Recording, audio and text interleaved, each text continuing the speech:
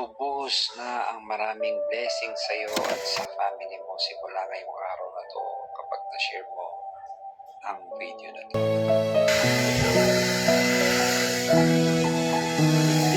Biligin ko, alam niyo ba si Kong Kiko last Monday? 20 lang ang bibili, tapos in-encourage ko siya. Kong, would you like to try our premium cups ka ako? Yun, so far, na ko naman siya, na-convince ko siya. And then, right after nang mag-sip, kinongratulate ako, kinamayan ako ni Kong Kiko. Diba, nasarapan niyo siguro, hindi ko alam.